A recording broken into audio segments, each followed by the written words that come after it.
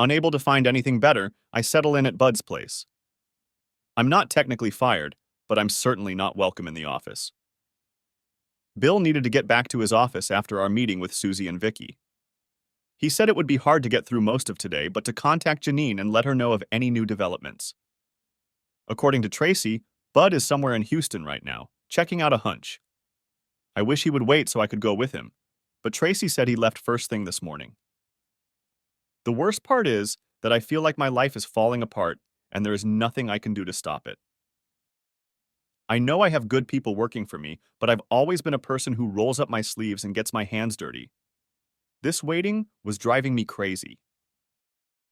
Even the report Tracy handed me from Bud did little to ease my frustration, as the audio and videotapes from my house last night revealed nothing significant. It's been a hell of a day, and it's barely noon now. In some ways, today is worse than yesterday. Yesterday at least I was doing something, albeit flailing around like a chicken with its head cut off. I'm finding that my attitude towards Susie and marriage is slowly changing. It's getting harder and harder for me to see how I'm going to get over it. I'm already having a hard time getting over her betrayal on Friday night. Now I'm beginning to suspect that she may be part of this setup. If I find out she's involved, I'm in for one hell of a payback. I think back to this morning's meeting. As we were leaving, I asked Bill about the stunt he pulled at the end of the meeting. In a way, he pissed me off. Actually, it's more than that. I'm not angry, I'm jealous. He got to her. He waited 10 years, but he finally got his chance. From the way I feel right now, I don't want to wait that long. A knock on the door startles me a little, and I look up from the office I've borrowed from Bud to see Tracy walking in. "Bud's on the phone for you," she says. "Bud," I say into the receiver, picking up the phone. Tracy smiles at me and leans over the desk. For a moment, I get a heavenly view of Tracy's blouse. Tracy gives me a mischievous smile, knowing exactly where my gaze is going. She presses the lighted button on the front of the phone, and suddenly I hear the sound of Bud talking to someone. Tracy presses the hands-free button, and Bud's voice comes out of the speaker. "Bud?" repeat I. "What the hell took you so long? Tracy had to give you lessons on how to use the phone? If you only knew how close you were to the truth." I laugh. Tracy smiles at me and finally straightens up and walks back to her desk, but not before wiggling her hips a little exaggeratedly on her way out. "I wish I could go in there with you, Bud." "Yeah, sure, but you'd only slow me down. We've dug up a few things here, and very important ones at that. But before I dump them on you, I want to wait until I get things straightened out. Do you think you can set up a meeting between us and Benner for tomorrow morning?" "Tomorrow morning, Bud, that's going to be a little difficult. I have a meeting at the firm where I have to give them my answer. Bill and I barely had time to study the package they offered, so we set the meeting for tomorrow morning." "Damn," Bud grumbled. "Well, you need to hear what I've dug up before you meet with them, and especially before you meet with your wife and her lawyer. Can you tell me what you've been able to find out so far?" I don't want to be cryptic, but I don't have everything set up yet, and it's best to keep things quiet until I know for sure. So we need to meet tonight. You need to set a time when the three of us can talk, and it needs to be late because you're going to be really busy the rest of the day. I need you to fly to Houston right away." "Pronto? You mean right now?" "The sooner the better. But before that, set up the damn meeting." "Okay, I'll do it here. I'll have Tracy find me a flight while I try to set up a meeting for tonight. Do you think 9 o'clock is late enough? And where can I meet you when I get there?" "I think not until 9 o'clock. And no, you won't be meeting me here in Houston. On second thought, it would be better to do it later, say 10 o'clock at night. Make an appointment at my office in Dallas. While you're in Houston, you'll have a little work to do. We have a background on your secretary. She's really here, if you can believe it." "You're kidding me." "No. And I know you need to communicate with her, so write down the address and get your ass over here." I scribble furiously as Bud gives me the address of the apartment. He once again reminds me to make an appointment for tonight, and we hang up.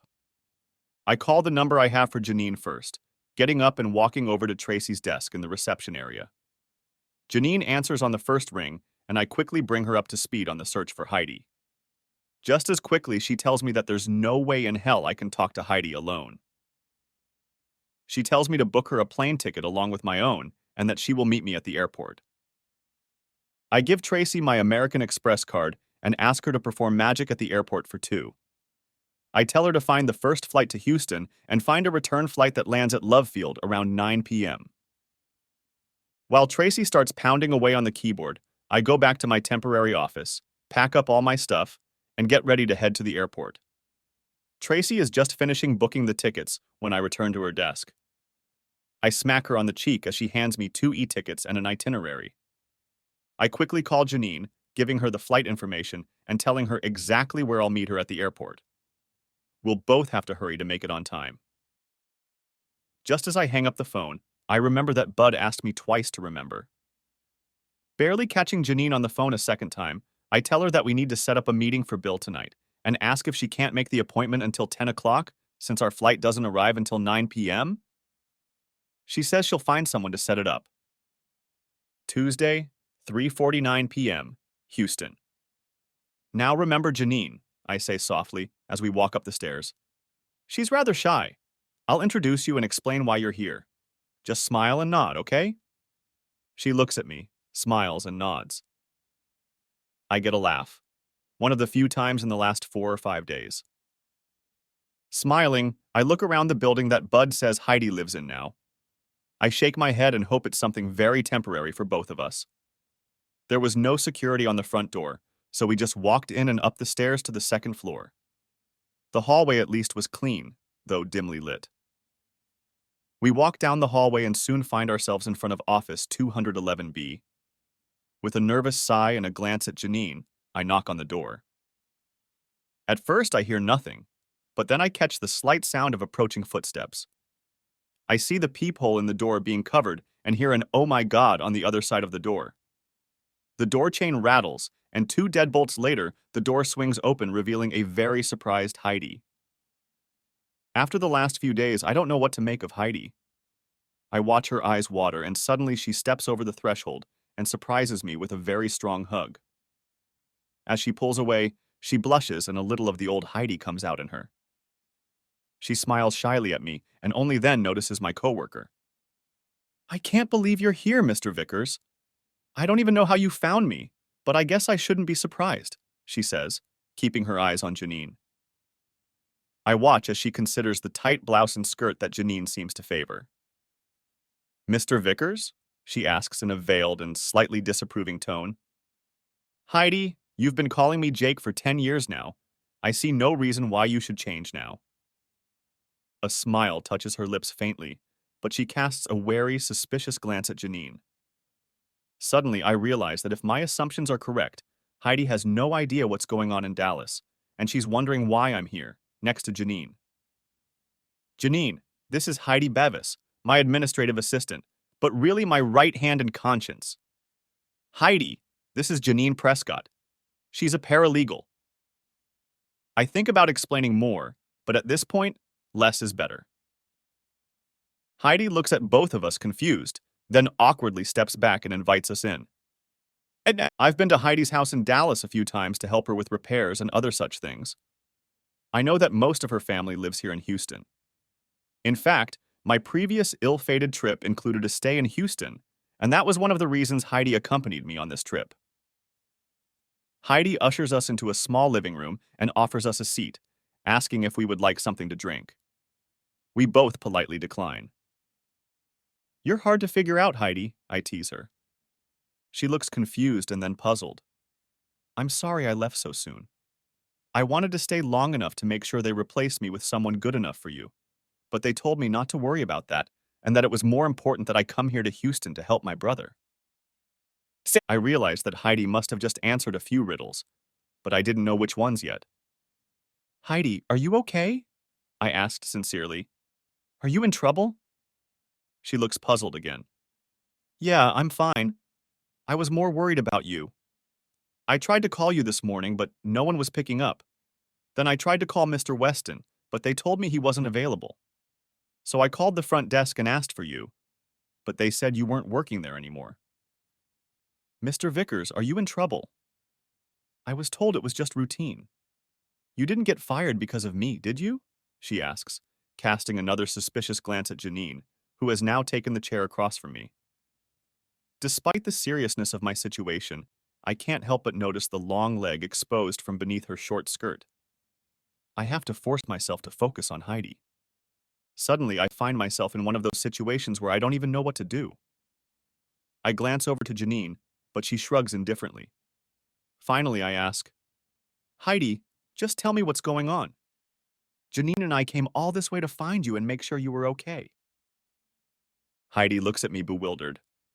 She throws another angry glance at Janine, who only smiles back. Didn't Miss Hinckley tell you what happened? She promised to explain why I had to run away from you. No, sit down and tell me about it. That's awful, Jake. I mean, I knew it was coming, of course, but it's still awful. Just calm down and tell me about it. That's my brother Bumper. The one who keeps getting in trouble? Yeah, the one. Jake did good this time. He got caught buying drugs, and this is the third time. The DA told him he's going to jail. You know Bumper wouldn't hurt a fly. Can you imagine what those hardened criminals will do to him if he goes to jail? When did all this happen? I ask anxiously. Last week, Heidi snorted. Right after you left Houston? Yes. Why didn't you call me and tell me? She looks at me puzzled again. I didn't call you because I knew you were working in San Antonio. I can't interrupt your day with my little emergencies with Jake. As your boss or as your friend, I guess you had to. So how are things going now? What can I do to help? Jake, says Heidi, genuinely perplexed. What? Well, don't you already know? Know what? I reply, equally puzzled. My attention is momentarily distracted by the sight of Janine spreading her legs and leaving them slightly spread, like a scene from Basic Instinct. I can't tell if she's dressed. Oh, my brother, silly girl. You sent Miss Hinckley here to help me, she says with some frustration, shifting my attention from Janine's belly button to Heidi's face. A quick peripheral glance at Janine's smirking face confirms my suspicions of multiple games. Miss Hinckley showed up, didn't she? I continue. Did she help you? She didn't call you back? For a moment, I think about playing along and seeing how it ends. Then I shake my head to stop thinking about such nonsense and choose what works best for me. Heidi, I didn't send Miss Hinckley here, so why don't you tell me what happened? Heidi looks at me in surprise and slowly sits up. I cast a glance at Janine, and it's a mistake because now she's spread her knees another inch or two, confirming that there's nothing under her skirt and that she has a very trusting relationship with the razor. I clear my throat and force myself to look at Heidi again. I thought she came to my house in Dallas because you sent her. I'm pretty sure that's what she said. Why don't you tell me what happened, Heidi? I repeat firmly. Over the next 20 minutes, Heidi tells me pretty much everything about Hinckley's visit to her. Heidi found out about her brother on Monday while at work. She immediately went to Tom Weston, my boss, to request a family leave of absence. Tom, of course, granted her request, and Heidi made arrangements to go to Houston on Tuesday night. Heidi said that while she was packing and making other last-minute arrangements, her doorbell rang, and she was shocked to see Miss Hinckley, the executive director of Human Resources, on the doorstep. Heidi invited her in, and Hinckley began to sympathize with Heidi about her brother, saying that she too had a younger brother who had fallen into the ugly underbelly of drugs. As Heidi explained to me, Hinckley apparently has relatives in both the Houston Police Department and the prosecutor's office. She offered to make some calls and intercede on Heidi's behalf. Hinckley suggested that she might be able to get Heidi's brother placed in a rehabilitation center instead of jail time. I interrupt Heidi for a moment and ask if she has any idea how Hinckley might have found out about Bumper. Heidi looks at me puzzled again for a moment and says that Mr. Weston must have told her. Out of the corner of my eye, I notice Janine writing something down on her little PDA and realize she's making sure we follow up on the developments. I turn to Heidi and ask her to continue the story. Heidi was understandably excited about any chance of her brother not going to jail. She enthusiastically agreed to Hinckley's plan. Hinckley proved true to his word, and her brother was indeed sent to a rehab center. Heidi had been in Houston since last Tuesday and planned to move here permanently so she could continue to help her brother. She had already contacted a real estate agent to sell her apartment in Dallas. I knew Heidi's parents were divorced, her father's whereabouts were unknown, and her mother could usually be caught socializing with a bottle of vodka. So, everything seems to be okay? I asked a little suspiciously. Thinking about how close Hinckley and Schmidt were, I suddenly remember the old saying about Greeks and gifts. As good as it gets. If the world were perfect, my brother wouldn't be on drugs. But the center he's been sent to seems very promising. I have hope that he'll be able to quit. I smile, genuinely happy for her. In the time I've known her, she's been through several depths of hell for her brother, for her entire family. For a moment, I decide whether to bring up the affidavit. Heidi has enough turmoil in her life as it is. So you got a partner? Asks Heidi unexpectedly, bringing my thoughts back to the topic at hand. No, Heidi, I reply. Anything but, I think to myself. It wasn't, replies Heidi in surprise. You have nothing to worry about, Heidi. Everything will work itself out when the time comes. But Miss Hinckley said it had already been decided when I saw her last Tuesday, continues Heidi. Said? I reply surprised, making another mistake and glaring at Janine. Yes, Jake, Heidi replies. She even made me sign a statement about how much you've done for the company. Made you? I repeat with even more surprise. With an effort, I turn my head back to Heidi. Did you sign the affidavit? No, it wasn't an affidavit. I've worked for you for enough years to know the difference. It was just a progress report. She had me sign the second page and autograph both pages. It was 2 pages? And you said it was brilliant? I ask. Yes. Well, the first page was glossy. The second page said something about your leadership skills and that it was an area for improvement. I asked Miss Hinckley about it and she said that all the performance reports were like that. They had to write something not very positive, no matter how well someone was performing. I stared at Heidi for a second, trying to comprehend what she was telling me. They copied Heidi's signature? I reached into the briefcase I'd brought with me and pulled out a manila folder that contained a copy of the affidavit. Carefully retrieving it and folding it to the second page, I held it out to Heidi. Heidi, is this the second page you're talking about? Heidi squints for a moment, then quickly reads the single paragraph. Yeah, I think that's exactly what I signed last week. But I don't understand all this notary stuff. There was no notary here last week. It was just me and Miss Hinckley. Before I can stop her, Heidi turns the first page. I get up to try to take the document from her before she can read it. Unfortunately, Heidi is a fast reader, and in the first couple seconds, she manages to read enough to stand up and turn away from me, so I can't take the document from her hands. Oh my God, she exclaimed. Sighing, I sit down and let her read the entire affidavit. I glance over at Janine, who is now sitting demurely, cross-legged, and watching Heidi and I interact with interest. Heidi slowly sits down in the nearest chair. I watch as she slowly turns crimson, whispering the phrase, "Oh my God," repeatedly. She finishes reading the first page and flips to the second page, as if expecting the second page to say something completely different.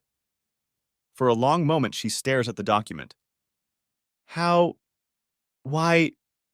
Jake, she stammers. Calm down, I tell her. I had the exact same feeling the first time I saw her. What does that mean, Jake? She asks.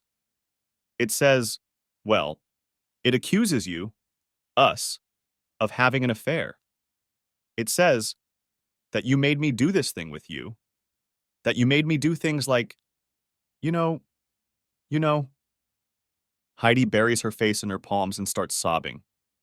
I start to get up and walk over to her, but Janine reminds me to be careful. Heidi, I have to ask you a question that I already know the answer to. I knew the answer before I even got here, but I have to ask it anyway. Did you sign that affidavit? No, she states emphatically. I signed your performance evaluation. You didn't sign that document? I repeat. No. But the second page, does it look familiar? Is it the page you signed? But the first page is different? No, I mean yes. The second page is the same. The first page is a lie. A page of disgusting lies. I would never do anything like that. We would never do anything like that. And you would never do that to Susie. Heidi, will you sign a legal affidavit that you did not sign this document as it is now drafted? Definitely, she says, and anger creeps into her voice. What does all this mean, Jake? Are you in trouble, Jake? Am I in trouble? Is Miss Hinckley behind all this? What does this mean for my brother? Oh my God, what does it all mean? It's going to be okay, Heidi, I soothe. Don't worry. You didn't do anything wrong or get in trouble. The important thing is that you stay here in Houston and take care of your family and your brother. Okay? Don't worry about anything else. I'll take care of it, okay? Just keep me posted on what's going on in your life. Heidi snorted and nodded. But what about you, Jake? We're talking about that you forced yourself on me. I smile to allay her fears. You don't have to worry about me, Heidi. Those who know me well know the truth, and your signature on the affidavit will help eliminate any other problems. And Susie? Does she know about this? She asks. I just nod. Oh my God, how is she feeling? It must be awful. She doesn't think you and I did anything? Susie's struggling a bit with the enormity of it all, but you don't worry. I know she thinks as warmly of you as she did before all this came to light. So don't worry about a thing. Surely she can't seriously think you and I did anything. It's only one page, and that one is obviously fake. The problem is that you're so honest. Your signature on that first document, even if it was forged, carries a lot of weight. Plus, there's... I stop myself. Heidi looks at me. Jake, what? I sigh. There are pictures. Pictures? How can there be pictures? We've never been together. I shrug. You have them? I raise my eyes to Janine. She smiles and shrugs. They're really upsetting Heidi, I don't think. She suddenly stands up. I don't care what you think, Jake Vickers. I have a right to see those pictures. I sigh, reaching into my briefcase and pulling out another manila folder. You better sit down, Heidi. Heidi slowly sits down, not taking her eyes off the folder. When she is fully seated, I hand her the folder. She takes one last look at me and opens the folder. Oh my God, she mutters, and I watch her turn crimson. She studies each photo, repeating, oh my God, each time and getting more and more crimson as she examines each of the 8 photos. When she's finished, she tucks all the glossy 8x10-inch pictures back into the folder and returns it to me. I realize how people can be fooled by these pictures, Heidi finally says. She looks up at me. But that's not us. That's not me. I don't have a tattoo. Tattoos? I exclaim. I open the folder and start looking through the photos. Look at the last picture, Heidi says quietly. I move to the last picture. I look through every inch of it, but I don't see anything. I'm about to ask Heidi where she saw the tattoo when suddenly I notice it. Above the sheet, you can barely see the outline of some kind of tattoo. Wow, I muttered to myself. This could be important. You won't mind if we include a statement in the affidavit that you don't have a tattoo? Heidi nods her head. Janine quickly drafts the affidavit using a program on her laptop and prints it out on a small but equally efficient portable printer. Being a notary public, she can also notarize the document. It seems unbelievable, but in just a few short hours, we've managed to identify a lot of suspicious activity and cast doubt on the idea that Heidi and I were in that bed. I get up to leave. I walk over to Heidi and give her a hug. Heidi hugs me back. I'm sorry, Jake, she says. I'm sorry too, Heidi, I reply. I hug her one last time, and then Janine and I walk Heidi to the door. I wish her well and remind her to call me if she has any difficulties. Upon reflection, I tell her that I expect at least a couple calls a week, regardless of how things are going. She nods, snorting, and Janine and I close the door behind us. All the way to the car, Janine and I are silent. We fasten our seatbelts and get out of Heidi's car. I shake my head as we drive through the streets surrounding the airport terminals. Pulling up to the departure terminal, I pull up to the curb and put the car in park. Why don't you go ahead and check in, and I'll return the car and catch up with you later? She looks at me in confusion. I could ride with you to the rental place? We both don't need to haggle over a car or shuttle. Besides, you have a big bag with all your gear. You go ahead and I'll catch up with you. She looks at me for a moment and shrugs. I think she's just realized that all of our games have come to their logical conclusion. She makes a move to open the car door, but then stops and turns to me. You don't trust me, Jake? I turn and look straight into her eyes.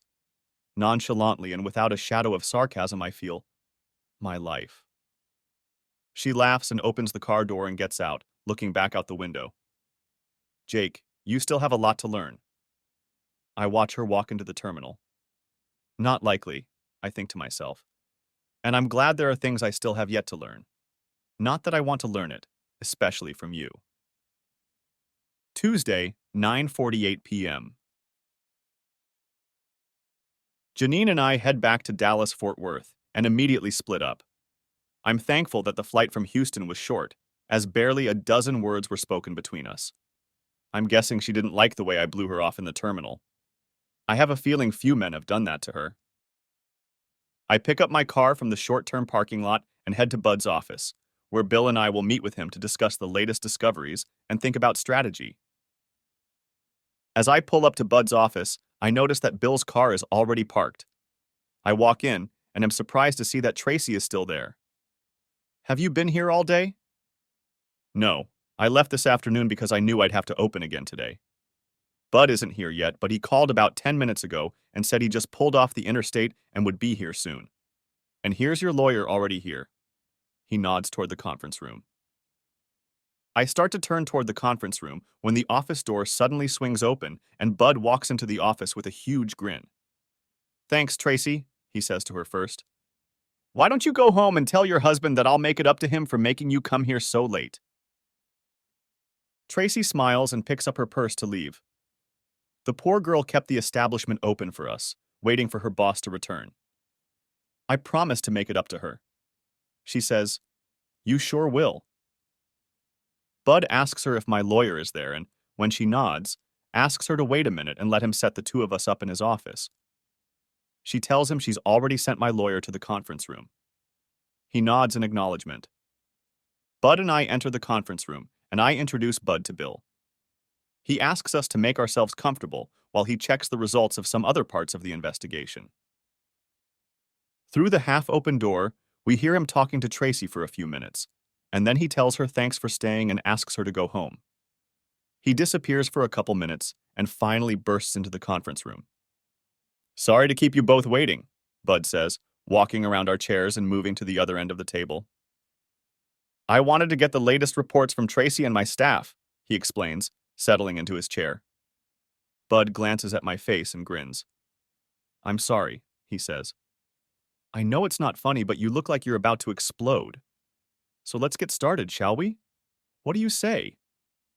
I'm all for it. I almost explode. Bud laughs again. Okay, first let's look at the original affidavit they say your secretary signed. He pulls out the original affidavit and places it on the table. First off, Jake, do you know anything about printers and the Secret Service? The Secret Service? I ask. Yes. The U.S. Secret Service is part of the Treasury Department. Everyone knows they are directly responsible for protecting the president, but their original mandate was to protect the nation's money supply. When counterfeiting occurs, it is the Secret Service that is involved. What does the Secret Service have to do with Susie and me? I ask, a little alarmed. Nothing, except that they've done us a big favor. What do you mean? With the advent of computers, especially printers, copiers, and the like, it's become much easier to print out something that looks like a $20 bill. Of course, for a quality counterfeit bill, you have to use the right paper and watermarks. That's another story. but it is possible to print something that looks very authentic at first glance. The Secret Service talked most, if not all, printer manufacturers into printing an almost invisible mark on every sheet of paper. Almost every color printer sold in this country prints an invisible unique identification code on each sheet of paper. The mark only shows up when the right ultraviolet light is used.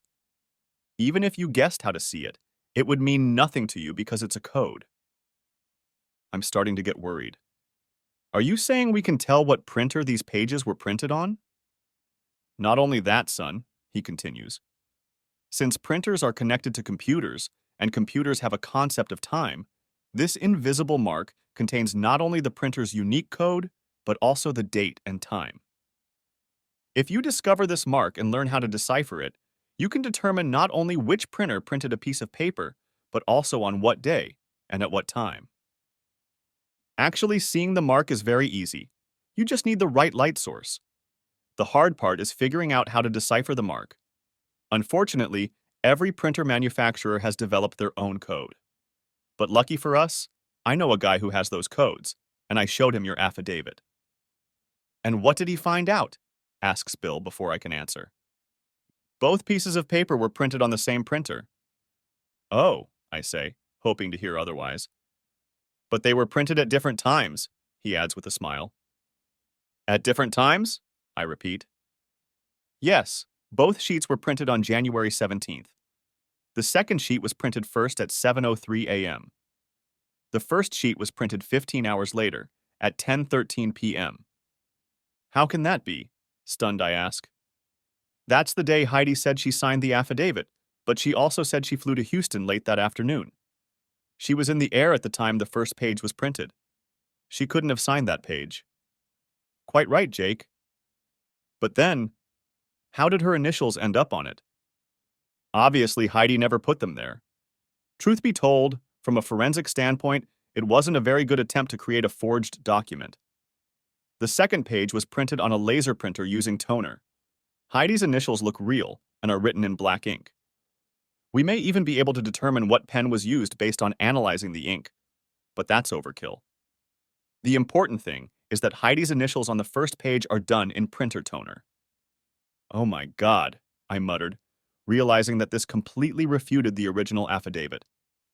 Okay, I realize toner versus ink, but I'm curious. If the set of initials on the first page were printer-generated, were they an exact copy of the second page? You're on the right track, boy. You're smart, despite what your father grumbles about you, he grinned. We checked it out, and the two initials aren't exactly the same. We don't have proof of exactly how it was done, but I think Heidi's signature was scanned from the original first page and then digitally altered, then transferred to the fake first page. That first page was then printed out. I guess I'd feel better if the two sets of initials matched. But at least we finally have hard evidence that this whole thing was faked, I muttered. There's one more thing, Jake, Bud added. I make a lot of progress because I know a lot of people. I change favors all the time. Bill laughs. And who do you exchange favors with, Bud? Bud looks at Bill with a smirk. I'd never tell you with whom. But I do know that Jake's firm rents the 14th and 15th floors in a building in downtown Dallas. And I also know that security for the entire building is outsourced and that a pass is required to access all offices. Don't tell me. I smile. Yes, a friend of a friend of a friend accidentally printed out the pass access log for 2 floors leased by your firm on January 17th between midnight and midnight on the 18th. And, I ask, not wanting to stay in suspense. See for yourself, he grins, taking the printout and tossing it on the desk. With an equally interested Bill over my shoulder, I quickly scan the report. I was most interested in the access for the first half of the day. A few tokens were checking in and out in the early morning hours. I figured they were either maintenance or security personnel. But 2 entries caught my interest. At 6:23 a.m., 2 badges were used on the 15th floor a few seconds apart. I raised my eyes to Bud, disappointment reflected on my face. Okay, we have 2 interesting pass numbers, but who are they? Tisk, tisk, tisk, tisk. A little faith, Jake. He takes a second printout from the same folder and tosses it on the table between Bill and me.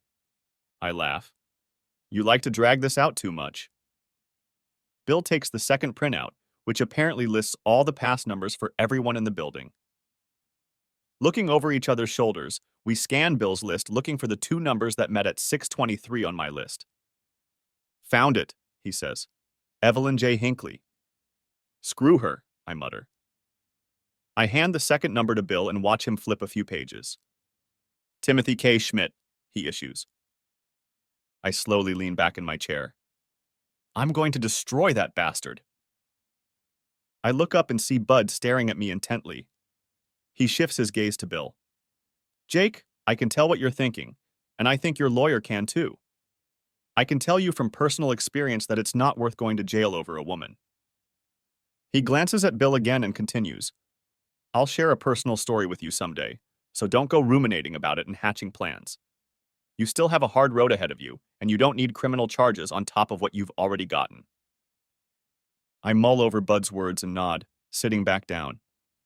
But in the back of my mind, I'm thinking, he's right. But, Jake, we still have a lot of evidence, so let's not get hung up on one fragment. We've put a couple big holes in those words in the affidavit, but the pictures say 1,000 words, right? So let's take a closer look at these pictures. I had someone I trust go through the negatives. It's safe to say that these photos have not been doctored. The person who took these photos used regular ASA film, not a digital camera. A digital photograph can always be declared a forgery, whether it is or not. But it's much harder to clean up a negative with an airbrush. I don't know if it was done on purpose, but they've created a largely uncorroborated set of evidence. I'm sorry, Jake, but the pictures are real, and I have to believe you're the one starring. Bud looks at me for a moment before continuing. We suspect the photos were staged, and we can prove it with small pieces of evidence. For one thing, we know that someone else took the photos. The only way one of the two people in the picture could have operated the camera is with a remote control and a tripod. My examiner zoomed in on several photos, focusing on the items on the night table. The first 3 photos were taken from virtually the same position and watch. We know they were all taken at 1:30 a.m. Interestingly, the position of your Jake's body is identical in all 3 photos. Now, in the 4th photo, things get a little more interesting. The time has changed to 1:31 a.m., and this photo is the only one that shows any movement on your part. In the other 4 photos, your body position is identical to the 4th photo. Unless you count my wife, it's highly suspicious that someone hardly moves at all while doing this. There is another interesting point about the 4th photo. The expert I took the pictures from thinks the camera has shifted a good foot to the left. How did you figure that out? Asks Bill. It's the calendar and clock on the night table, Bud replies. He pulls 2 more photos out of the folder, examines them for a while, and then places them on the table for Bill and me to see. Pointing to the first new photo, Bud continues, This is an enlargement of the nightstand from the 3rd photo. From the camera's point of view, notice that the calendar is in front and to the right of the clock. The leftmost edge of the calendar overlaps the right edge of the clock. Now look at the same view from the 4th photo. We are distracted for a few moments and immediately see what Bud is pointing out. The enlargement of the 4th photo does indeed show a small gap between the calendar and the clock. I can see that, I say. That gap could only appear if the clock, calendar, or camera were moving, and it's safe to say that the clock or calendar did not move. That's right, Bud says. Like I said, my expert was even able to suggest that the camera had moved about a foot to the left. I told him your height, and he figured out the distance between your waist and the top of your head. Taking that as a basis, he figured the camera was about 9 feet away. Once he knew that, he could simply use geometry and determine how far the camera was moving. Great stuff, Bud, Bill chimed in. Now we've proven that there was at least one other person in the room. Oh, we've only scratched the surface, Bill. I had a very nice trip to Houston. Bud laughs. So what else? I ask anxiously. Bud laughs again. Keep your pants on, kid. You got a hot date tonight, or... Bud suddenly stops halfway through. I'm sorry, Jake. It came out of my mouth before I had time to think about what I was saying. I shake my head and tell him it's okay and that he should continue. Blushing a little, Bud says, I spent most of my time in Houston at just the hotel where you're staying, Jake. I asked around and got the name of the bellhop who was there the longest. If you want to know what goes on in a hotel, talk to the bellhops or janitors. I found one young guy who'd worked there for a few years, and all he needed was a picture of Grant to get him singing at the top of his lungs. The first thing I did was show him one of those pictures and asked about the calendar. He said they didn't use anything like that in the rooms. A calendar like that could only be there if a customer brought it in. Then this bellhop starts playing detective on me, pouncing on the photo. He blabbed that the water bottle was not provided by the hotel. I asked him how he knew that. He said that the hotel had an exclusive contract with the Ice Mountain brand and that the water was Aquafina. So, Jake, that's a question for you. Did you bring water to the room? No. I don't think so. I'm perplexed, trying to remember. I certainly didn't leave the hotel, buy water and bring it back. You know I don't tolerate alcohol well and often only drink water. While I was there, I only drank what was downstairs in the lobby or in the minibar in the room. You told me on Monday that you and a few other guys were out celebrating on Saturday night. What did you drink then? I had an iced tea at dinner. After that, I had one beer and then water. Wait a minute. I just remembered something. We each bought a couple mugs. Of course, I was cheap because I was only drinking water by then. I remember when Schmidt bought the last glass. He said he needed to go to the restroom and brought the drinks back himself. I didn't even need water, but he brought me a bottle anyway. And I drank it. In fact, as I remember now, I took that bottle, half full, to my room. I suddenly started to get very tired, so I hung it up and went to my room. I don't remember anything else until the next morning. I look at Bud. What are you smiling about? I ask him. Well, what you just told me matches up with what else I've learned. Do you have something else? Asks Bill. Oh yes, something big. I told you I made friends with that messenger. So I got him to do something for me. I needed Franklin this time, but it was worth it. Well, what was it? I asked. All right. One of the first things I noticed upon entering the hotel was the security cameras. I asked the bellboy if they were only in the lobby or everywhere. He said they are only at the front desk and in the main hallways of each floor near the elevators. I asked if he could find out what room you were staying in and if the entry on that floor was available for the evening of January 15th. That's when I had to shell out the Franklin, but like I said, it was worth it. Bud reaches into his raft and pulls out a VHS tape. I watch him get up and walk over to the TV standing at the end of the room. Now I've already watched it a few times and even did some extra work on it, so everything is already queued up in the right place. Bud presses the place button on his recorder and an image flashes on the screen. It's a view of the hallway. In the foreground on the left are two elevator doors. To the right is a merchandise kiosk and one of the old floor ashtrays for cigarette butts that has been turned into a trash can. In the distance, a long corridor with an endless number of hotel room doors. The upper right corner displayed the date and time. January 15th at 1:23 a.m. In the lower right corner was written #18. A few seconds after the image appears, we see the leftmost elevator in the lower left corner of the screen open. We cannot look into the elevator, but soon two figures emerge from it and begin walking down the hallway away from us. Both of them are wearing coats, and the larger of the two is also wearing a hat. From his height and gait, he appears to be a man. The second one is recognizable by her curly hair down to the middle of her back. This is the woman from my photos. We watch them walk down the hallway.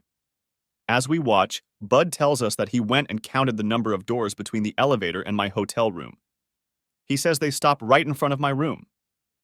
As the three of us watch, we see a man in an overcoat pull out a keycard, open my door, and disappear into the room.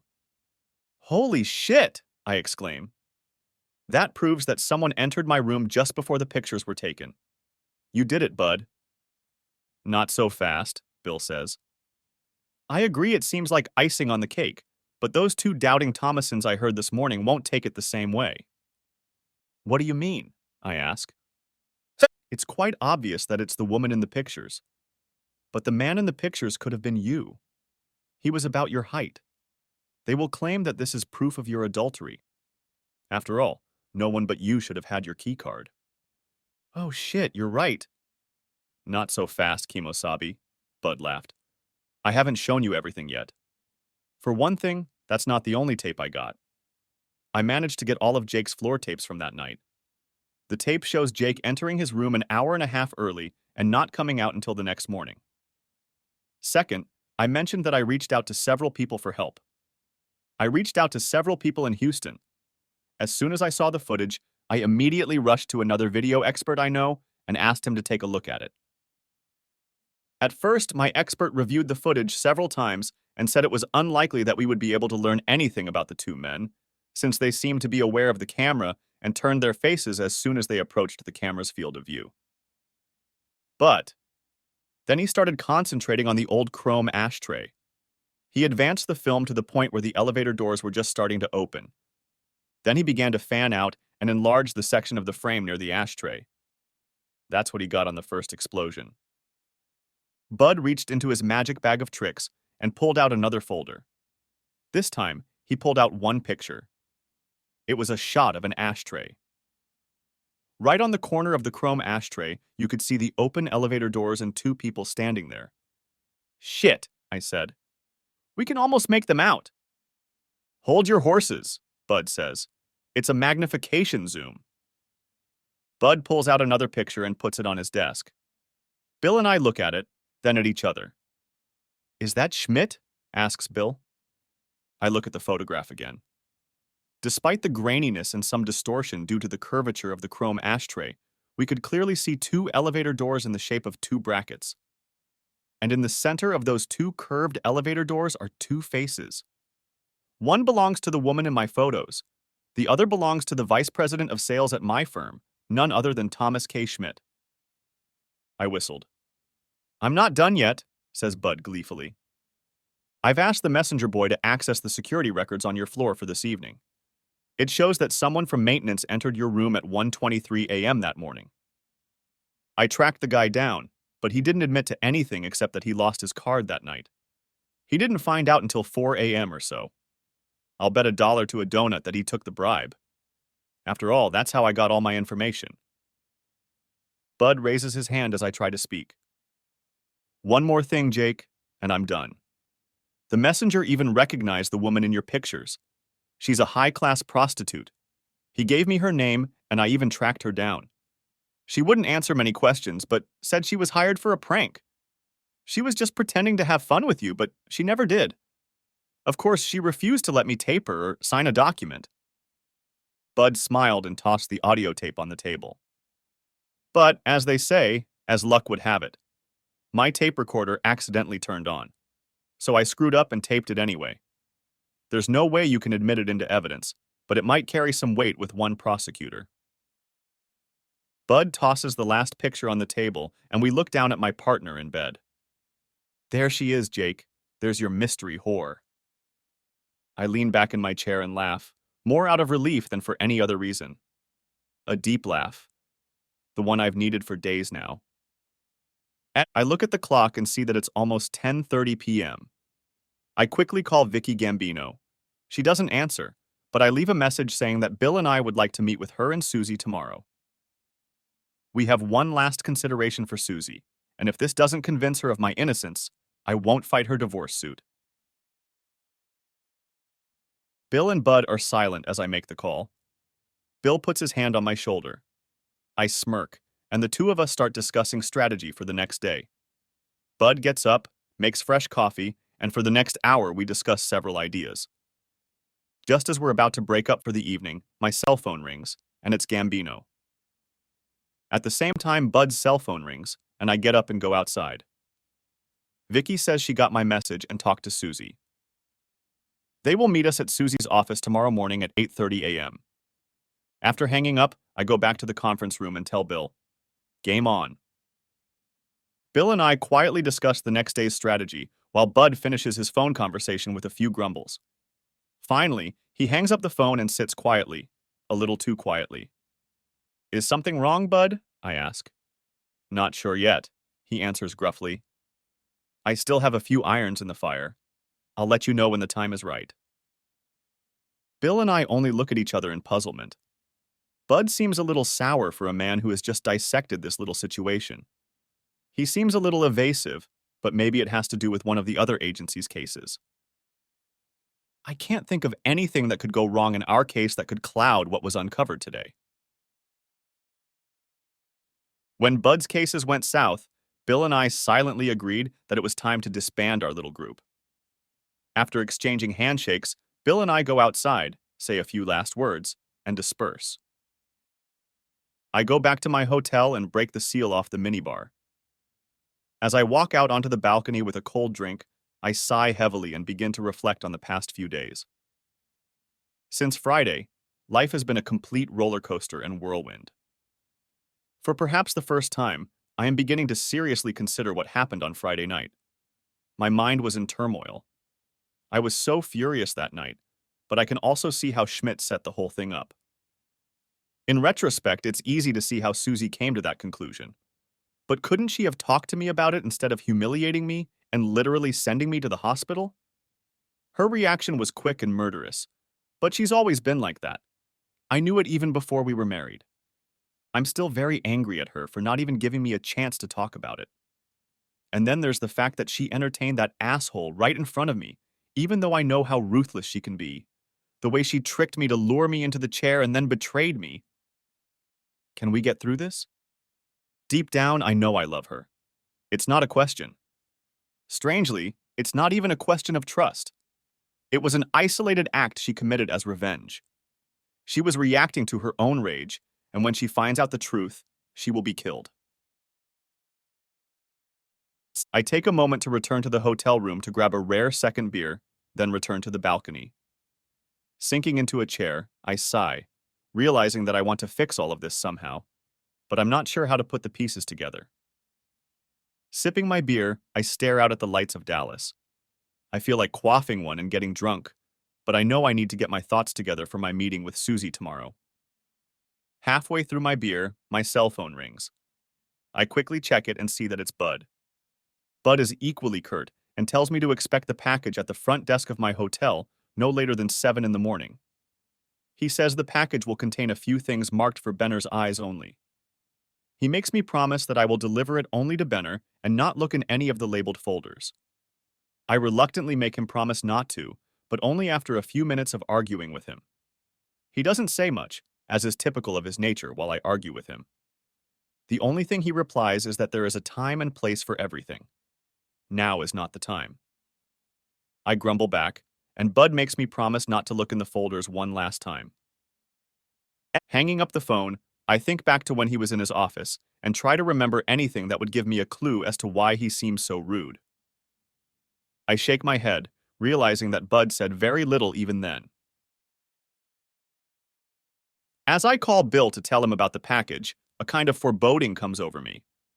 Bill is as puzzled as I am and suggests we meet at the same little cafe no later than 7:45, so he has a chance to see what Bud put in the package. Wednesday, 8:30 a.m. To say I slept restlessly this night would be an incredible understatement.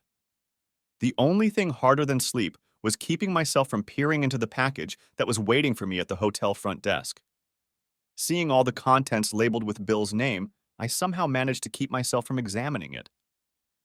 The only reason I was able to resist was because I had given my word to an old friend like Bud, no less. And Bill has just joined me in the booth I've taken up in the corner. First, I lay out on the table the coffee I bought him and then Bud's package. He lifts the lid of the box, frowns, extracts 2 folders from it, and then stands up and walks a few steps away. He looks through both folders while I retrieve a voice recorder from my jacket pocket. It's also labeled for Bill, but I kind of broke a promise I made to Bud. I promised not to look in any of the folders. I never said a word about not listening to the audio recordings. I stare at the recorder, desperately trying to contain the anger that threatens to boil in a bottle. Anger at Susie, if not pure anger at that asshole Schmidt. Only the desperation in my heart helps me hold back the rage. Bill returns to our table and asks if I'm ready to head to Susie's office.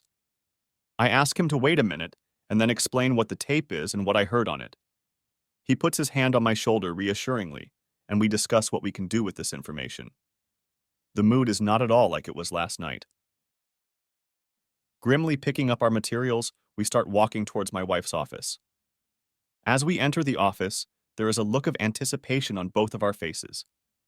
I silently watch as the expectation is replaced by bewilderment on the face of both of them. I realize that they expected us to enter the stage with explosive music.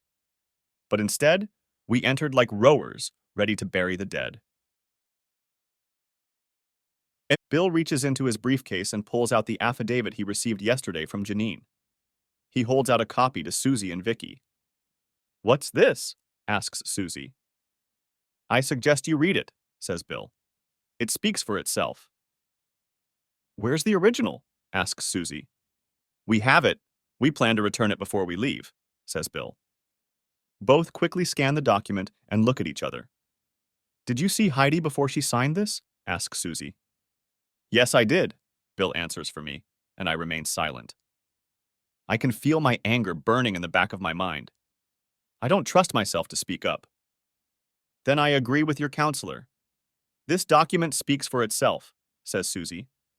"It states that Heidi, when Jake is in front of her, will sign anything." "What?" I shout. Bill's hand instantly and firmly squeezes my forearm, suppressing the next words that should have come out of my mouth.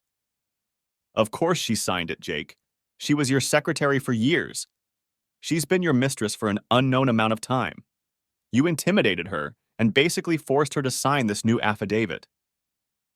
"Have you completely lost control of all your feelings?" I reply incredulously. "You're completely ignoring everything you know about Heidi and me for the last 8 years." "You've been cheating on me." "I have no idea who you are," replies Susie. "After last Friday night, I can say the same thing." I hiss, forgetting my promise to let Bill talk. He squeezes my forearm even tighter in response. At least this time Susie has to look away. But only for a moment, and when she looks me in the eye again, the prosecutor's mask is already in place. Bill pulls another document out of his briefcase. "This is a copy of the original document you gave to my client," Bill says, handing each of them a copy of the original affidavit. "We're curious if any of you noticed the difference in tone between the first and second pages of the affidavit, which you apparently believe to be true. Did you notice that page 1 is a harassment complaint? The second page accuses my client of poor leadership skills as if it were a performance evaluation. The 2 pages don't fit together." "It sounds like you and your client share that opinion," says Vicky Gambino. "Susie," I whispered, forgetting my promise again. "Heidi told me she's never seen that first page. She says the first page was my certification. She says she signed the second page and was told to initial both pages. She says there was no notary there." "Of course she'll say that, Jake. You made her cover your ass. Did anyone notice that this woman signed 2 completely different affidavits? Doesn't that speak volumes about her character?" "You know very well about Heidi's character," I challenge. "That's what I want to see. A husband sticking up for his mistress against his wife." I look at her in amazement. "Kettle on kettle," I reply simply. But at the same time, I see Susie's resolve weaken a little. She knows I'm telling the truth about Heidi's character. She may have lost faith in me, but not in Heidi. "Why hasn't Heidi said anything about this until now? She should have found out about the affidavit as early as last week," Susie objected. "Heidi's brother relapsed into drug addiction and was sent to prison. Heidi was in Houston with her family trying to deal with the situation.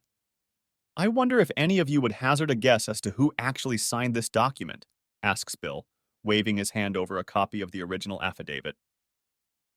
Neither of them succumbs to Bill's ruse. The executive director of Human Resources herself, Miss Hinckley, went to Heidi's house to get Heidi's signature, just hours before Heidi left for Houston.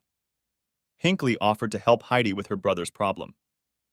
She told Heidi not to worry about how much time she needed to spend in Houston.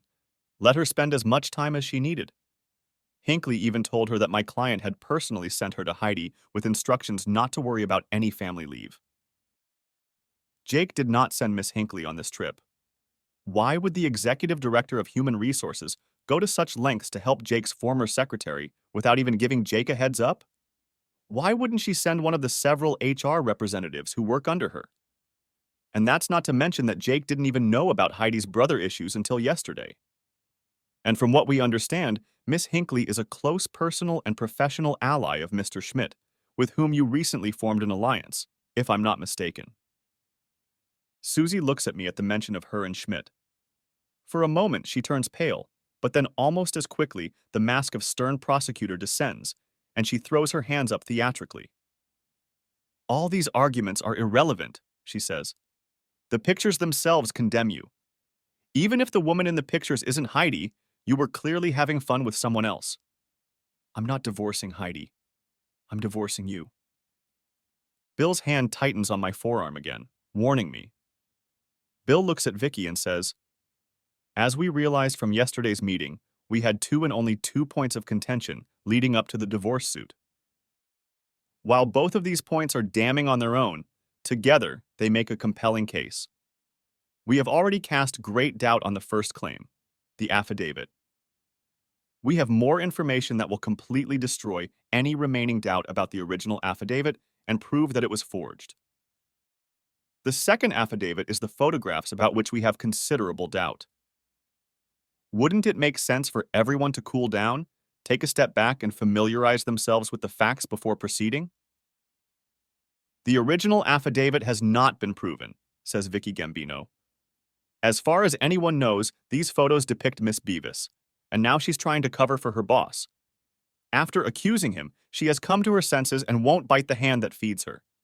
Nothing proves that the original document is invalid. Bill looks at me, and I shake my head faintly, not wanting to reveal the tattoo information at this point. It's not like either of them are receptive. As just mentioned, there is data that will dispel any doubts about the original affidavit. We just need time and an opportunity to present them. I sincerely doubt it, and I'm tired of all these grandiose statements, Susie chirped. Jake, believe me, I've scrutinized the evidence. I got sick to my stomach. Then I brought in the experts, and they confirmed everything. This charade you and your lawyer persist in playing out only makes you look even more desperate and despicable. Desperate and despicable? The fact that you have come to these conclusions proves only one thing. You have failed to look at the situation objectively, nor have you considered all the facts. Obviously, you have completely ignored any character issues. After you see what we are going to show you this morning, I am sure you will look at it very differently. What we're going to show you will completely override the 2 pieces of evidence you're going to hang me on. I literally gritted my teeth to keep myself from adding any more comments about the previous Friday and, well, as Bud said, this wasn't the time or place. At least, not right now. In the back of my mind, I wonder why I'm even sitting here. Jake, this isn't a game. It's not something you have to win at all costs, even making up nonsense. Suddenly, I realized why I was still sitting here, wanting to prove my innocence. Everything we show you can be easily confirmed, or at least it already has been. But in some ways, you are wrong. You are right. This is not a game. But I have to win. You have accused me of something extremely egregious, something I would never do. You insulted my dignity and my character. And you have brutally punished me, both emotionally and physically, for something I never did. Even if you refuse to see the light, what we've done over the past few days to completely refute everything you've dumped on me is very important to me. It's up to you alone to decide if it's important to you, and ultimately, to us. Thank you for that brilliant observation, counselor, Susie remarks wryly. I smile back at her, mostly because I know it pisses her off when she tries to get under my skin, so I just smile back. To interrupt the deteriorating conversation, Bill intervenes. Do either of you know about the invisible printer codes that the U.S. Secret Service requires printer manufacturers to print on every sheet of paper? Not surprisingly, Susie knows all about it. Vicky Gambino, on the other hand, has never heard of it. I sit back and sip my coffee while Susie, in her usual concise and efficient manner, brings her attorney up to speed. So what about these invisible codes? Asks Vicky.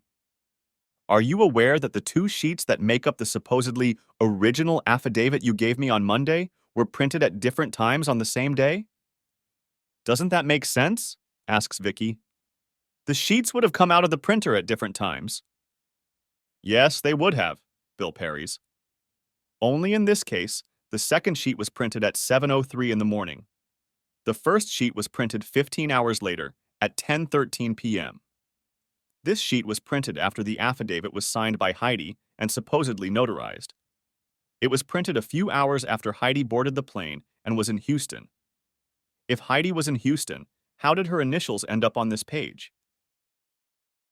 I watch Susie sit up a little straighter and narrow her eyes skeptically. Can you prove it? You can prove it yourself. Your staff has even more experience than we do. This is something that could easily have been done before, Bill parries. Bill reaches into his briefcase and goes through several folders until he finds the right one. Here you go. He tosses the folder on the desk. This is the same folder and the same original copy of the so-called affidavit you gave me on Monday. Have your experts review it? She takes the folder from the desk and opens it, inspecting the contents. I will, she says without emotion. So, let's assume they were printed at different times. That doesn't necessarily prove malice, as you claim. Perhaps there was a typo, and they simply reprinted the first sheet? Miss Gambino, Bill spoke quickly. I'm sure you realize that would never be the case with a document that was supposedly notarized. But more importantly, if they really did reprint the first sheet, how do you explain Heidi's initials on it? Remember, Heidi was in Houston by the time that sheet was printed. Not only that, I add. Heidi's initials on the first sheet aren't written in ink, but in toner.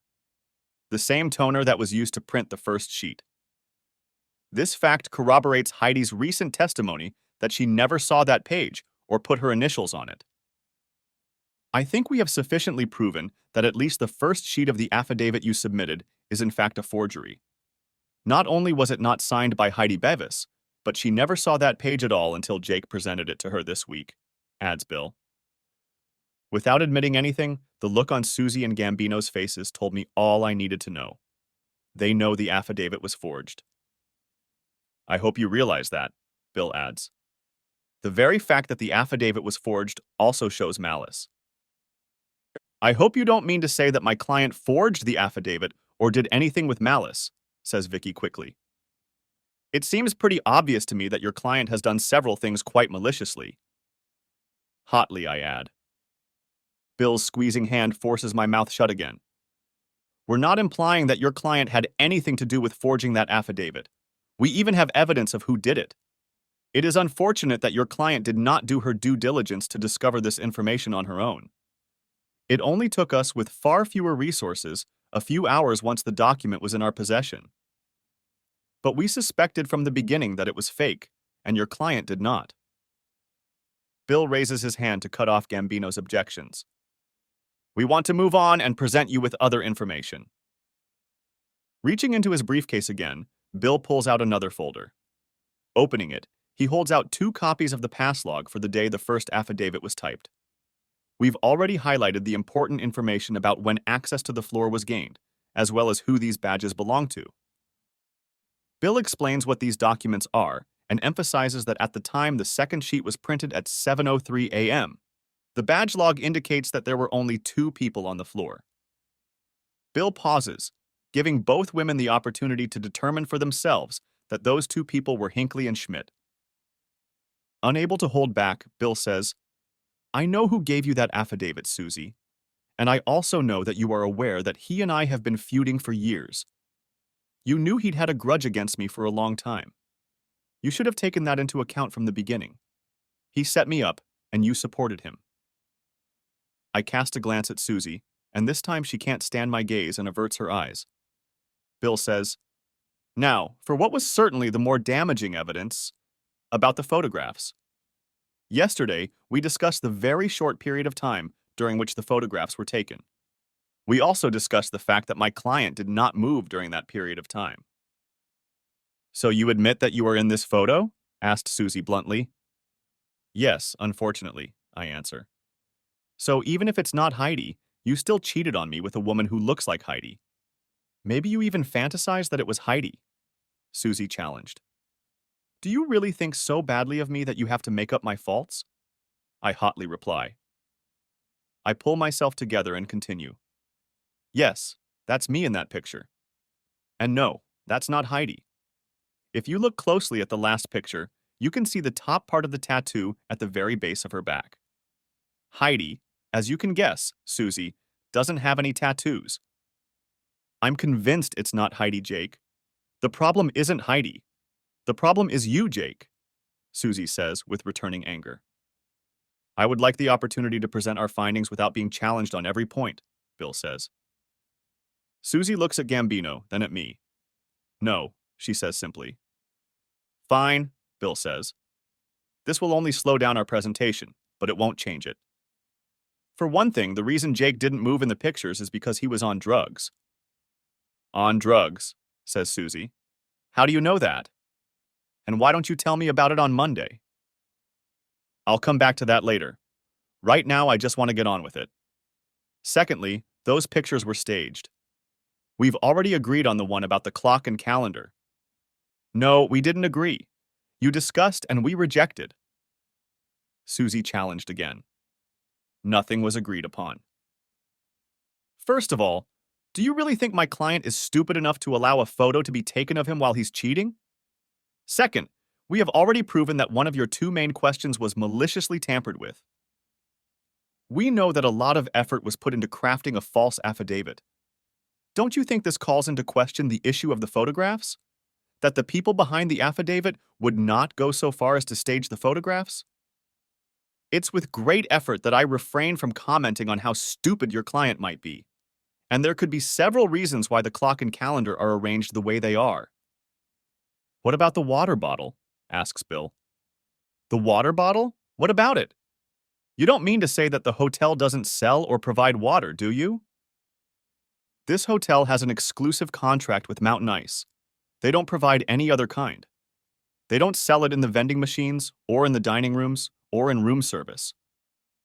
If you look closely, this water bottle belongs to the Aquafina brand. It doesn't belong. You could have brought that water bottle yourself. Yes, and he did. And the bottle was given to him by Mr. Schmidt. How convenient, it's all Schmidt's fault, Susie challenged. Is he the reason you cheated? No, this whole situation isn't just his fault. It's also partially yours, I hissed. And I didn't cheat. This time, Bill only glared at me, and I sank back into the chair, heated. There's a witness. A certain Mr. Weston was with both Jake and Mr. Schmidt. We haven't had a chance to question Mr. Weston yet, but we're sure that when we do, he'll be able to confirm that Schmidt returned with the last of the drinks and a bottle of water for Jake. This occurred about 15 minutes before Jake began to feel drowsy. At that time, he said goodnight to both Weston and Schmidt and retired to his room, all by himself. I smile as Susie starts looking at her hands. She always does this when she's stressed or feels a situation slipping away. Did you see one of those flip calendars at the hotel? Asks Bill. Susie looks up. I'm not the person to answer questions. I'm going to assume you're dodging the question and have not seen one of those calendars in the hotel. Or have you seen one? No, she declared emphatically. Would you like to know who has one of those calendars on his desk? I added, improvising. I had no idea if Schmidt had such a calendar or not, but I can see the possibility of a bluff. Susie doesn't answer, her gaze drifting down to her hands again. We can prove there was a third person in the room. Do you have proof that there was someone else in the room? Asks Vicky. First of all, we know the camera was moved. The calendar and clock were turned to set the time and date for the person taking the pictures. Which begs the question. Why would you think my client would allow a third party to take pictures of him cheating? Or more likely that he was set up, as we've already proven with the affidavit. How do you know the camera wasn't on a tripod? It looks to me like it's at the same angle, asks Vicky, and Susie is now silent and looking at her hands. Bill explains that there is a zoom on the pictures, as well as the angle of the clock and calendar. He then reaches into his briefcase and pulls out a folder of negatives. Tossing it on the table next to the other folders, he suggests that they have their own experts examine it as closely as we have. I look back at Susie. She's clenched her hands into fists, her gaze fixed. I don't even know if she's still listening. Jake, you said you have proof that you were drugged? Says Susie suddenly, returning to the conversation. Bill intervenes. Direct evidence? No. Lots of circumstantial evidence. Yes. We don't have a water bottle to analyze. We can't analyze Jake's blood at this late date. But how do you think these photos were taken? Did you notice that there's no evidence that Jake even did anything to this woman in the photos? Come on, Susie objects disbelievingly and stands up. I say, look for yourself, Susie. Only this time look with open eyes. Look without being blinded by what you wanted to believe I was capable of. Would it matter to you if you found out that I woke up the next morning in just my underwear? Susie looks at me, then back at the pictures. Shaking her head, she sits down. Jake, everything you're saying is aimed at you being set up. Why would he go to such extremes? Susie, you already know he went to the extreme of forging an affidavit, and you already know why. I've been telling you this for months. He went to those extremes for several reasons, and they're not so far-fetched if you consider the purpose. We were both aiming for the same partnership, a very lucrative partnership. One of us had to get our way. There is a man behind all this, and you know it. You know him as well as you know me. The other reason is that we both just don't like each other, but I think his attitude goes beyond and borders on jealousy and hatred. Nothing would make him happier than to tease me as much as possible and then rub my nose in it. But he needed someone close to him to really hurt me. I watch all the color drain out of Susie's face. I can see that she now fully realizes how badly she has been deceived. I wonder if she has begun to realize that even though she wasn't the one who stuck the blade in my back, she had a hand in twisting it. Vicky asks if we have similar evidence of framing in regards to the photos. Bill pulls out a VHS tape that Bud has created of various segments of the hotel's security system. After getting permission, he walks over to the side of her office and turns on the TV. Inserting the tape, he takes the remote control and returns to our side of the desk. This is the footage from the security camera on the floor of Jake's hotel room the night these pictures were taken. He presses the fast-forward button until the clock reads 1:23 a.m. He rewinds the tape back a minute and decides to let the videotape say it all.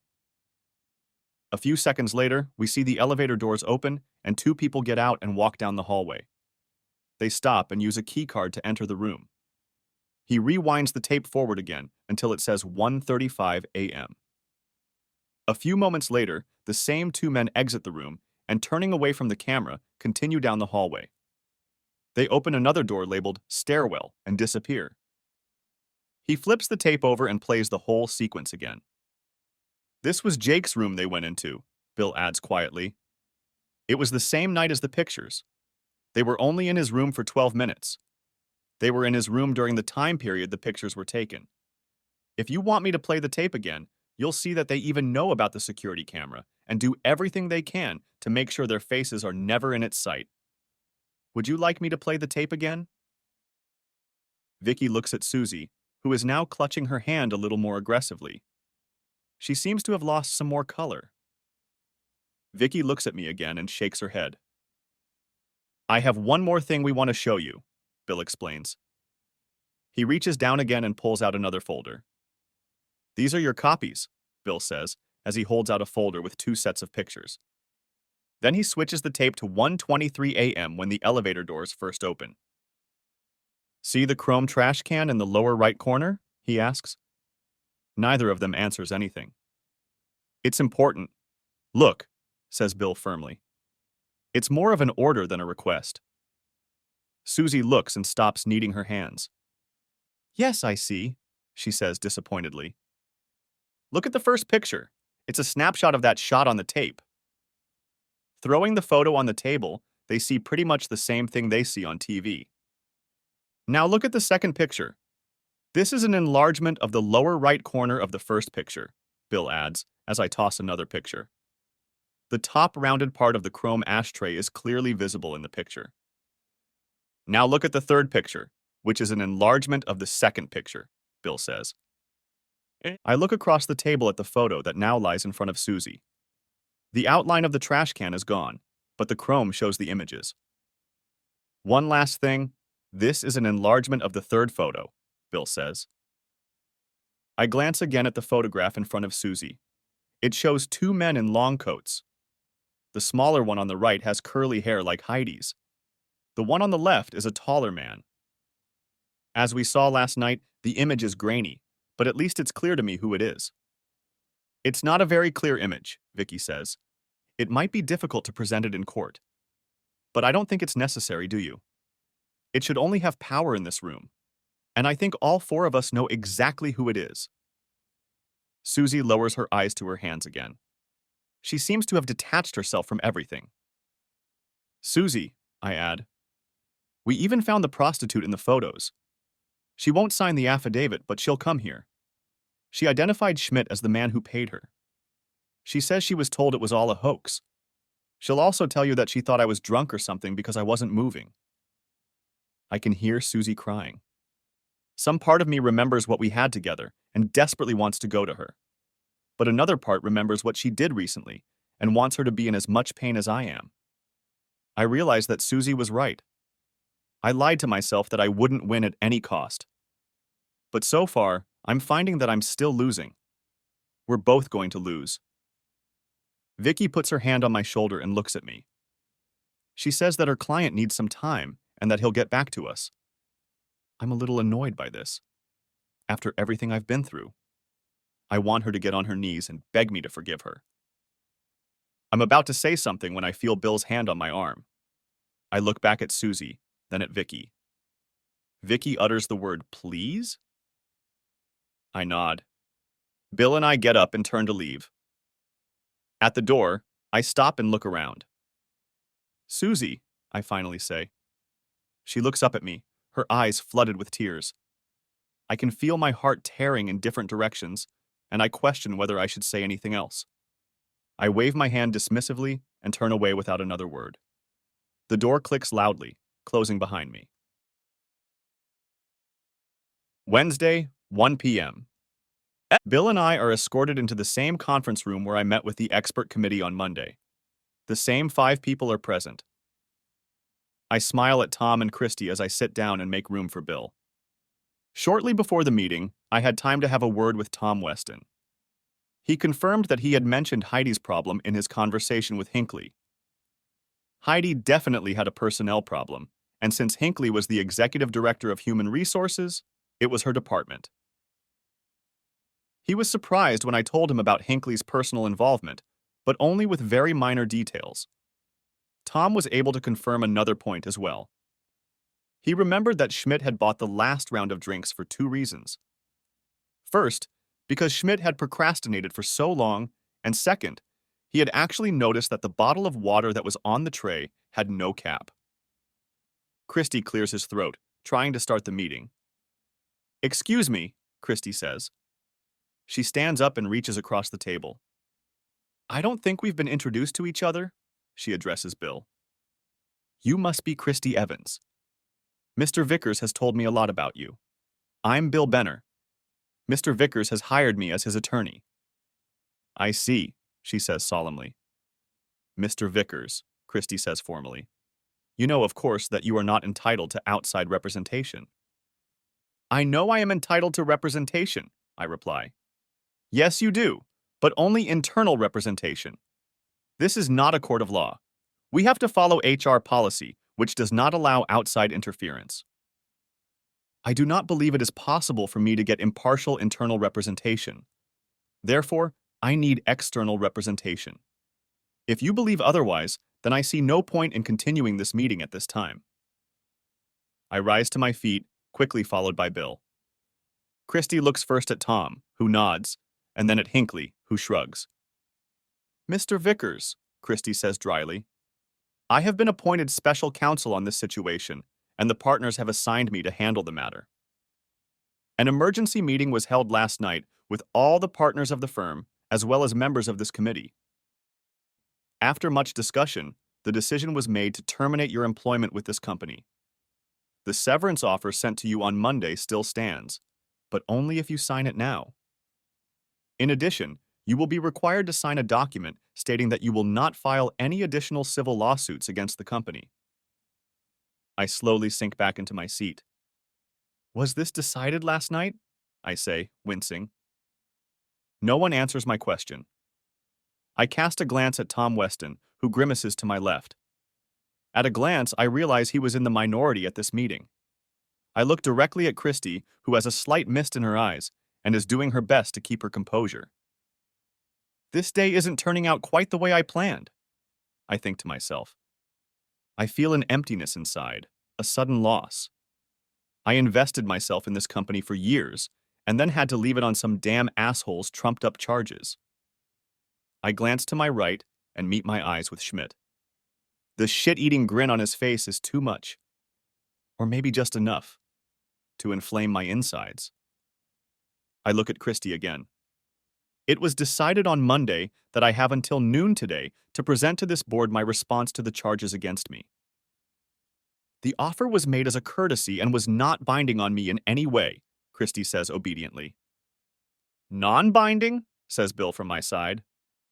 Mr. Benner, says Christy quickly, you have no standing at this meeting and I will have to escort you out of the building if you can't abstain. Shut up, Bill says, surprising everyone in the room, including me. Geez, now I distinctly remember why I didn't go into corporate law. Mr. Benner, interrupts Christy.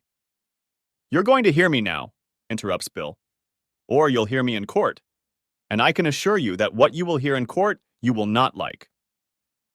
Without waiting for a response, Bill began laying out all of the original charges and evidence we had uncovered over the past 2 days. I really enjoyed sitting back and watching. I especially enjoyed watching Hinckley. She must have changed 5 or 6 shades from white to crimson red when her personal involvement in this scam was revealed. I especially liked the way she blushed when Bill explained how she used the information provided by Tom Weston to convince Heidi to sign the original document. But the best part was when he described the hidden fingerprint codes and badge data. Bill also emphasized that the emergency meeting last night violated their policy regarding my termination. He also emphasized that my dismissal was based not only on trumped-up charges, but that senior management had violated criminal laws in creating forged documents, and that company resources had been used in the commission of the crimes. Therefore, Bill brushed it off, your original proposal is completely unacceptable. Then, under the parameters defined in our meeting yesterday, I'm afraid we will have to withdraw our severance offer, Christy replies. Fine, Bill replies. Your organization has done a great service to my client by withdrawing the offer. This opens the door for my client to file not only civil suits for wrongful termination, but also criminal charges not only against the organization, but also against specific executives. However, given that my client has devoted a significant portion of his life to this organization and still has some affection for it, he is willing to consider an offer that is at least 250% higher than the severance offer you withdrew. As compensation, my client will agree not to file a civil suit against the organization, which he will easily win. My client will also not provide the district attorney with any information about the criminal actions. In addition, my client will sign a non-disclosure and non-competition agreement. However, my client reserves the right to sue individuals for wrongs done to him outside of the company's jurisdiction. Bill spoke non-stop for 15 minutes or more. His sudden silence leaves a verbal vacuum in the room. Christy cleared her throat. I'll need to present this to all the partners. I'll give you until the end of business tomorrow. It will take me a few days to prepare them, she objects. You've had 2 emergency meetings within 48 hours. I'm sure you can have another meeting within the next 36 hours. I will prepare our documents for filing with the court tomorrow. If I do not receive a satisfactory response from you by the end of business tomorrow, we will file the papers in civil court first thing Friday, Bill states firmly. How do I get in touch with you? Asks Christy. And Bill pulls out a business card and holds it out across the table. Christy smiles and takes the card, then casts a glance at Hinckley and Schmidt to his left. I'll need to see you both in my office right after this meeting. I'll start with you, Miss Hinckley. I have several meetings this morning. I can meet with you this afternoon. Hinckley explains.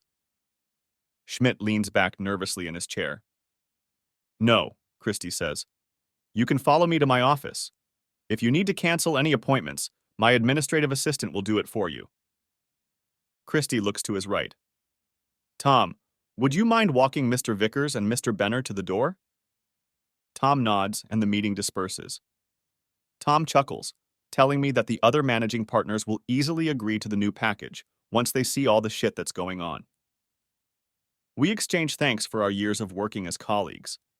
He asks me to let him know where I'm settling in and not to be an outsider. And finally, he tells me he's not going to see me off. He figures I know where the door is and isn't too worried about me stealing the printer or anything else. We shake hands, and I see him quickly heading down the aisle, but not toward his office, but toward Christie's office. Bill and I laugh as we head for the door. So, do you think you won, asshole? I hear behind me as we walk past the empty conference room. I turn around and see Schmidt leaning against the door jamb. Aren't you supposed to be taking your meds in Christie's office right now? I ask back. Screw that shit, he laughs. You know they're going to fire you, I tease. That evidence you faked was good enough to be bad. So what? There are better paying jobs at dozens of other companies. Schmidt laughs and walks off into the conference room. I quickly follow when Bill grabs my forearm. You don't want to do this, Jake, he warns. I have to do it, I say, and walk into the conference room, closing the door behind me. I walk right up to Schmidt. He's a few inches taller than me, but that doesn't scare me. You're never going to get that partnership, asshole. You'll be lucky to get out of jail. I fall to my knees as pain rolls across my face. I never realized or saw the forearm smash into the bridge of my nose. Stunned, I hear him laugh. You were always such a damn wuss. A goddamn lawyer wuss, he laughs. I try to clear my head, focus my vision. I'll tell you one thing, he continues. You're a good lawyer, except for one thing. You don't see the big picture, or at least you don't see it as well as I do. I'm going to destroy you, I mutter. Schmidt laughs. See, Vickers, you proved me right when you came in here and started talking about partnerships and proof. Do you really think it's all about partnership? Of course it is, I mutter. It's what you've been pushing for all along. It's also how to screw me. Schmidt laughs again. See, you're still proving me right. This had nothing to do with any goddamn job. It was about your wife. Unfortunately, that bitch wouldn't have given me the time of day in college, but she's sure as hell about it now. He laughs. You piece of shit, I hiss, my vision starting to come back into focus. You're a goddamn wuss, he growls. You don't get it, do you? You lost, asshole. My vision suddenly clears in blinding rage, and I jump up from my seat. Towering over him, I throw my head back and feel the back of my head smash into his nose. Leaning back as far as I can, I throw a few punches. I just started entertaining your life, I say. Bill looks at me, raising an eyebrow. You're making your lawyer's life interesting, he says. Are you okay? I've gotten better, I answer. But not bad, actually. He smiles. Let's get out of here. One thing first, I say as he groans. Seriously, I have to do this. Follow me, please. I walk the short distance to where marketing was. I walk straight to Schmidt's office and have mixed feelings when I find his administrative assistant at her desk. She watches me approach her desk and has a look of concern and surprise on her face. Betty, I begin. I don't want to get you in trouble. I just want to know one thing. Was my wife here yesterday? She looks at me and sighs. I close my eyes in pain as I see her nod. Did she go into Schmidt's office? She nods again. And the door was locked? She nods again. Thank you, Betty. I appreciate your honesty. I look at Bill. Come on, Bill, I say meekly. There's only one way to play this game now.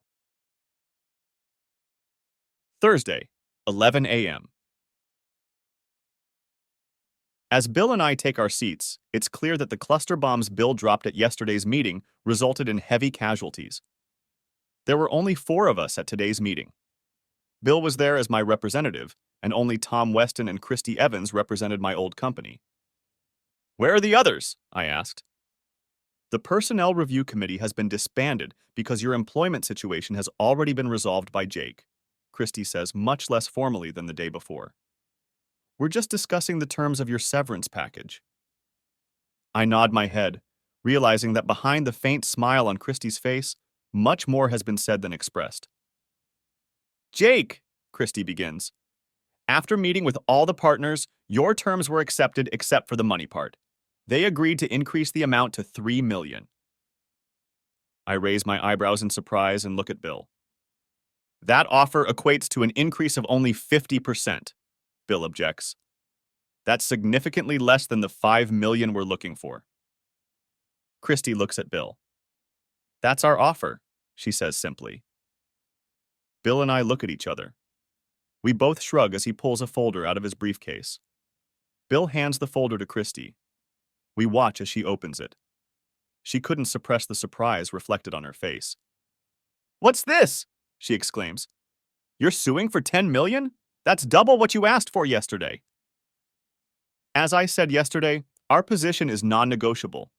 You have executives who were included in the executive review process, falsified documents, worked on company time, and used company resources, Bill explains.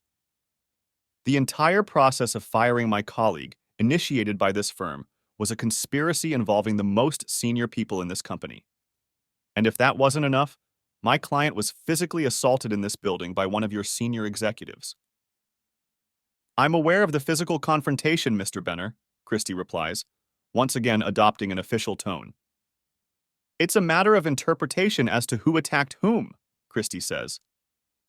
Again, I see the slight trace of a smile at the corner of her eyes as she stares at the twin black eyes left by Schmidt's forearm in front of my nose. My client was merely defending himself. In fact, he had to do it from his knees after he was punched by your vice president of marketing, Mr. Schmidt. Mr. Schmidt was acting on his own behalf. He was no longer employed by this firm. Oh, replies Bill. I assume you don't involve former employees in personnel board reviews.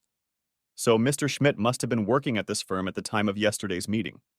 Since Mr. Schmidt assaulted my client immediately after the meeting, I see no other way but to conclude that he was still on the payroll of this firm at the time of the assault.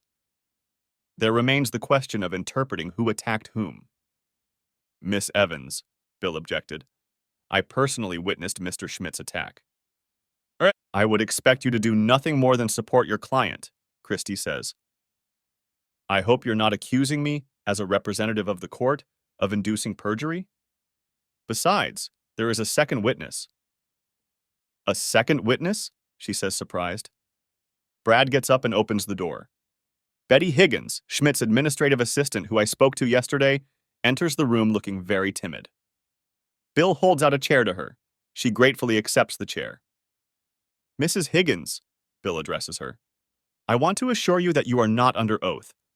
I just have a few questions for you, and I would appreciate honest answers. Betty nods. Were you standing next to me yesterday? At the entrance to conference room 15C? Yes, she says. Did you witness the altercation between Jake, Mr. Vickers, and your former boss, Mr. Schmidt? Continues Bill. Betty hesitates and looks first at Tom and then at Christy. Mrs. Higgins, I would personally appreciate it if you would tell the truth as you best remember it. There will be no negative consequences if you tell the truth, Christy assures her. Betty sighs, then looks at Bill again. Yes, I saw that. Can you describe what you saw? Betty looks first at me, then at Christy, and finally back at Bill. I suppress a grin because it was obvious to me that Bill had hurt her in some way. I've never known her to be in any way cooperative or obliging. Perhaps my opinion was somewhat biased, since I knew she was submissive to the scumbag. They, Mr. Schmidt and Mr. Vickers, started arguing, and then Mr. Schmidt just punched Mr. Vickers in the face, says Betty. Can you show me how? Interrupts Bill. Well, he used his forearm like this, she says, withdrawing her hand and pretending to punch Bill on the top of his nose. Thanks, Betty, Bill says. And then what happened? Well, Mr. Vickers fell down. That is, not all the way to the floor, but just to his knees. I could see he was stunned. Then Mr. Schmidt began to tell him terrible things about his wife, that is, Mr. Wicker's wife. There were a few swear words, but that's basically what Mr. Schmidt said. And then what happened? Asks Bill. Then Mr. Vickers somehow managed to hit him in the face with the back of his head. I didn't see him do it because he was still on one knee at that point. Mr. Schmidt was standing over him and taunting Mrs. Vickers. Mr. Schmidt was still threatening Mr. Vickers and swearing at him. That's when Mr. Vickers punched him. Mr. Vickers said something that I could hear and then turned to walk away. I turned around then and walked back to my desk. I wanted nothing more to do with what happened in the room. Thank you, Betty, Bill said soothingly. When you went back to your desk, Mr. Vickers and I showed up just a few minutes later? Betty nods. I think so. You two showed up shortly after I sat down at my desk. Did he ask you about his wife coming into Mr. Schmidt's office around noon on Tuesday? Yes, he did, she replies. I'm about to object to this line of questioning from my own attorney when he tells Betty that's all the questions he has for her. Bill turns to Christy. Is there anything you'd like to ask her? Christy looks at Tom, then at Bill, and shakes her head. She then thanks Betty and tells her she can get back to her duties. Then my lawyer, which came as a shock to me, briefly explains what happened at my house Friday night and that I was hospitalized over the weekend. Christy and Tom were shocked. Christy, being the attorney I was trained to be, came to her senses fairly quickly and stated that what happened at my house was irrelevant as it was a private matter and had nothing to do with the company. Bill claims that both Mr. Schmidt and Mr. Hinckley conspired against me, that they used company resources in an attempt to discredit me and commit felonies and subverted the very HR process to get me fired. Furthermore, Mr. Schmidt had admitted before witnesses the day before that he had done all of this using company resources and procedures in an attempt to gain control over Mr. Wicker's wife. Thus, what happened on Friday night, even though it was my private residence, was simply a continuation of the criminal and civil violations that are generated within the walls of this firm. Bill then adds that he thinks any judge would agree with that argument and allow the jury to hear all the testimony. Finally, Bill asks Christy how she thinks all of this will play out in the court of public opinion. Christy glances at Tom and asks that she and Mr. Weston be excused for a 10-minute recess. Once in the hallway, Bill asks, "Do you think they'll go for it?" asks Brad. "I don't see them having a choice. They know that if we go to court, the newspapers will trash it. That's not the kind of publicity a company like this needs. However, I don't think they'll settle for the full $10 million. After about 15 minutes, they both come back into the room looking grim. Christy looks at me. "Jake, I can offer you a maximum of $6 million. That's the most they'll agree to. And they also want you to sign a permanent non-disclosure agreement and a 2-year non-compete agreement like you offered." I look at Bill and smile. We really only needed the $5 million, and the non-compete clause didn't bother me personally. I nod back at Christy and smile, reaching across the table for her to agree. After a few words between Christy and Bill, who needed to meet to work out the details, Bill and I leave the conference room and head for the elevators. "Mr. Vickers?" I hear behind me. Bill and I turn around and see Betty Higgins rubbing her hands together nervously. "Betty?" I ask. "Is something wrong?" "Well," Betty says, "yes and no." "What is it, Betty?" "Is it about yesterday, when you asked me about Mrs. Vickers going into Mr. Schmidt's office?" The sudden angry look on my face made Betty take a step back. Bill took a small step toward her and said, "Go on, Mrs. Higgins. What did you want to say?" "Well," Betty said, not knowing how to continue, "I wasn't surprised that you asked me those questions, Mr. Vickers. But I was surprised by the one question you didn't ask." I look at her puzzled. "You didn't ask me how long Mrs. Vickers was in his office yesterday. She locked the door like I said, but she was only in there for a minute, maybe 2, no more. And when she came out, she looked very angry." I glanced at Bill, and he returned my gaze. Thank you for telling me about it, Betty. I'm sorry if I alarmed you, I tell her. Is there anything else you'd like to share? No, Mr. Vickers. Well, yes, I'm sorry that all of this happened to you. Thanks, Betty. I appreciate that. Bill and I watch as she turns and walks away. So? Asks me Bill. So what? Asks me. Yesterday, when you found out she'd gone into his office, I saw you finally give up, and I thought your heart had completely hardened against her. Now it's obvious that nothing happened in that office yesterday. Does that change anything? Asks Bill. I look at Bill for a very long time and then say, Not a damn thing, Bill. Not a damn thing. When I heard those tapes from Tuesday, it was over for me. I just hadn't realized it yet. At that moment, the elevator bell rang and the doors slid open. Bill and I stepped inside, and I watched the doors of yet another aspect of my life close for the last time. Thursday, 4:30 p.m. Once again, Bill and I are escorted into my wife's office. This time at their request, although truth be told, we would have asked for another appointment anyway. It was time to end this once and for all. I immediately notice that Susie looks much better than she did the day before, although she still has trouble looking me in the eye. After we sit down, Vicky says, Jake, Susie has withdrawn her petition for divorce. She admits. Vicky interrupts the conversation when Susie takes her hand. Jake, Susie says barely, but still raising her gaze to me. We have a lot to talk about. I have to tell you something that won't be easy. I've made some serious mistakes in this whole affair. I want to apologize to you. No. I need you to come home. I let out a very deep sigh. There's no easy way to say this to Susie. I can't do this anymore. I doubt I'll ever be able to forgive you, and I certainly can't come home. Vicky is shocked, but I notice that Susie seemed to have expected my response. We filed for divorce, Bill says, during a sudden lull, handing them copies of the lawsuit and the proposed settlement agreement. The settlement is straightforward. All assets that were contributed to the marriage by both parties will be preserved. All assets acquired during the marriage will be divided 50-50ths. There will be no lump sum settlement payments and no alimony.